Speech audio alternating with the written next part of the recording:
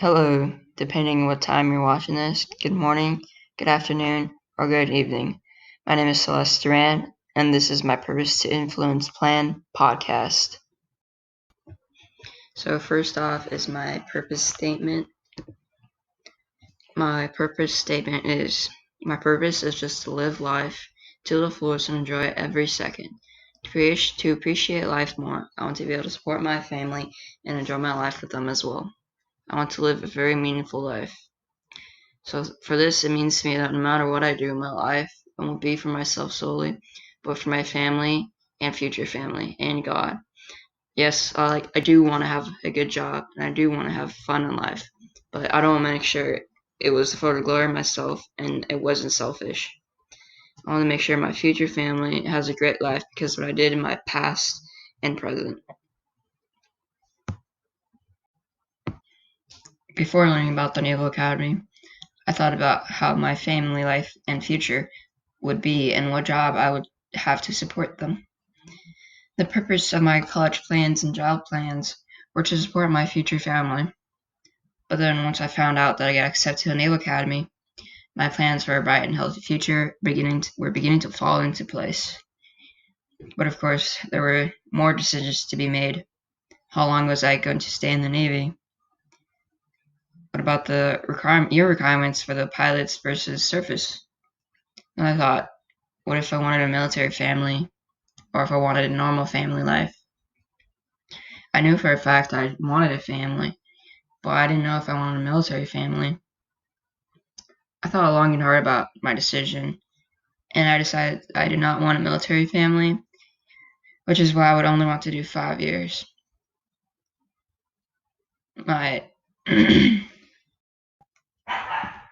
When I make big life decisions, I focus on what it would do to my future and my family. However, when it comes to those small, in-the-moment decisions, it's really up to me and how I'm feeling in the moment. If I want to buy that video game because I think it's super awesome, really fun, and beautifully made, then I'll buy it. But if I do not want to spend money on that expensive meal because I want to save my money for that video game, then I'll buy something cheaper or go to King Hall.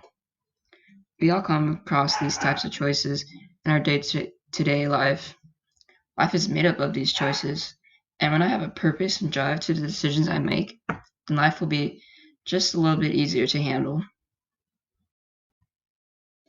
How my purpose influenced my leadership style in the United States Navy as an officer. While I'm an officer in the Navy, I want to be the servant leader. I want to be the leader that shows my sailors I truly care about them. I want them to know that I will be there for them when they need me, and I will be always by their side. I want them to know that I will get things done with their help. In order to achieve this, though, I'll have to make some sacrifices from myself to my sailors. I'll have to sacrifice some of my time supporting them. I'll have to make decisions that don't necessarily benefit my career entirely, but will be better for my sailors. I'll be there doing the dirty work with them. I do not want them to think I'm the type of leader that just tells people what to do and then do nothing myself. I also do not want them to think I'm just using them to benefit my career. As I stated earlier, my purpose is to have a family and support them. The military is just a part of the journey in order to support me in becoming a better person and a better mother to my future children. Like a mother, I want them to know I will put their lives ahead of my own and lay down my life for them if there ever comes a need for it. There are 6 things that I need to do in order to become a more effective servant leader: listening, empathy, healing, self-awareness, persuasion, and conceptualization. Number 1, listening. I'll serve my sailors better when I make a deep commitment to listening intently to them and understanding what they're saying. To improve my listening skills, I need to give my sailors my full attention, take notice of their body language, avoid interrupting them before they finish speaking, and give feedback on what they say. Number 2, empathy. I need to try to understand my sailors' intentions and perspectives. I can be more empathetic by putting aside my viewpoint temporarily, valuing my sailors' perspectives, and approaching the situations with an open mind. Number 3, healing.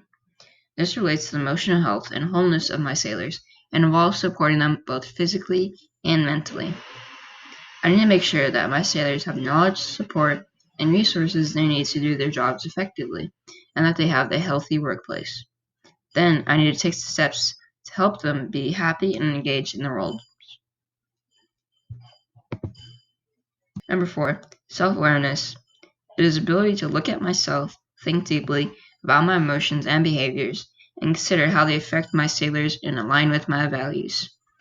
I can become more self-aware by knowing my strengths and weaknesses and asking for my sailors' feedback on them. Also, to learn how to manage my emotions so that I can consider how my actions and behavior might affect others. Number 5, persuasion.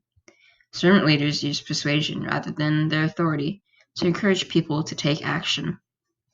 They also aim to build consensus in groups so that everyone supports decisions. Number 6, conceptualization. This relates to my ability to dream great dreams so that I can look beyond the day-to-day realities to see the bigger picture. By following the steps I've outlined, I'll be able to become a better servant leader to my sailors. Now on to character influence. The character attributes I picked were loyalty and civility. Loyalty and civility. The first one, loyalty. Loyalty is a handshake.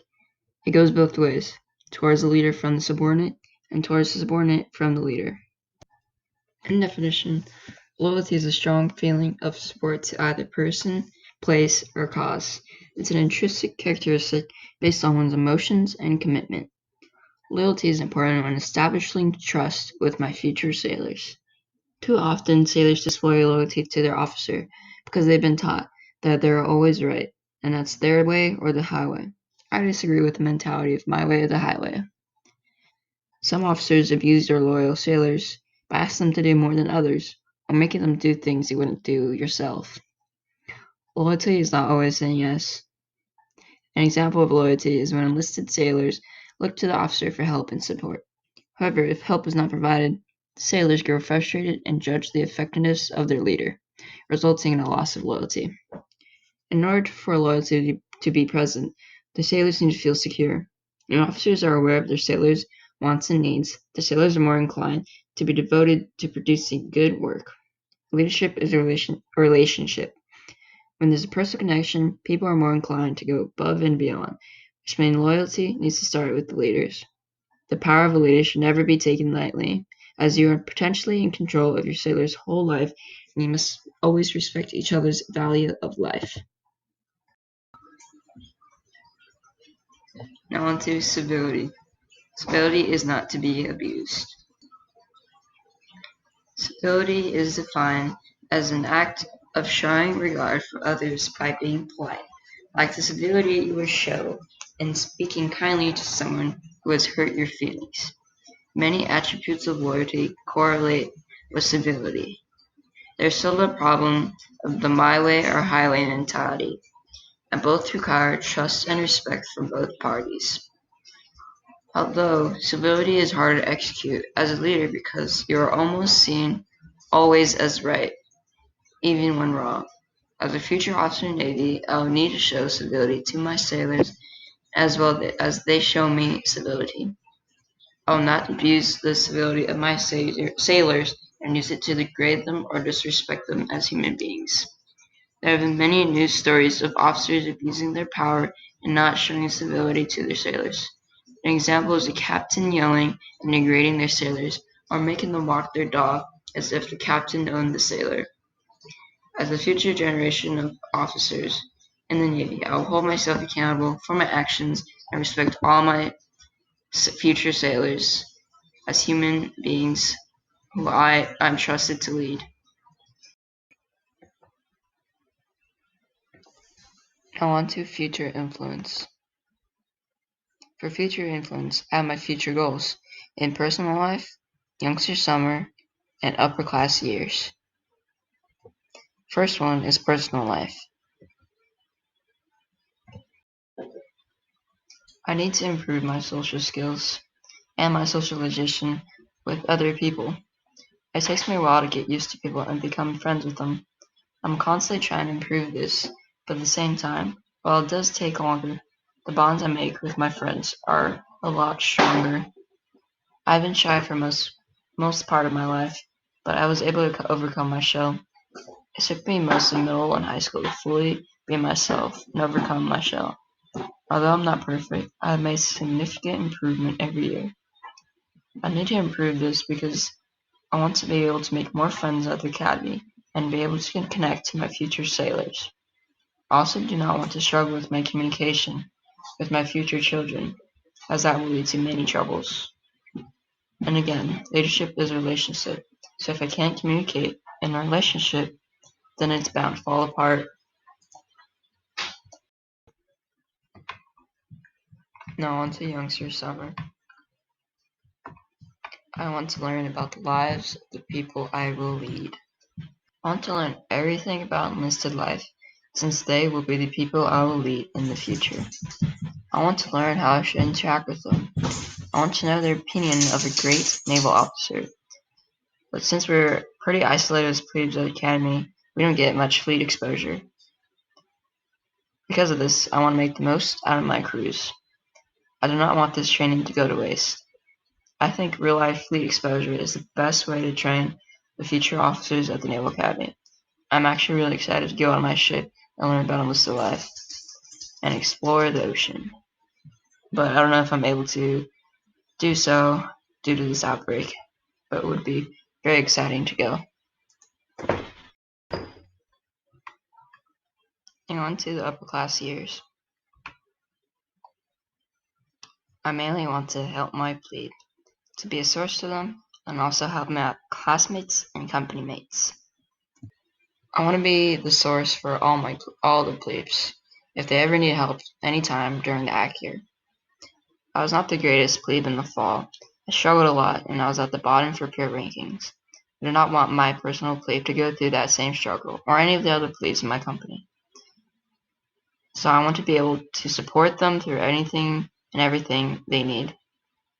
I also want to help my other company mates if they ever need anything, from schoolwork to computer work, or anything in between. I'm pretty good at computer stuff, so I can always help with that. I would also be the mag rep for next year for my company. I volunteered a lot in high school, and now I'm volunteering more than ever at the academy. Even now, I'm going to volunteer to help with Big Brother and Big Sisters online.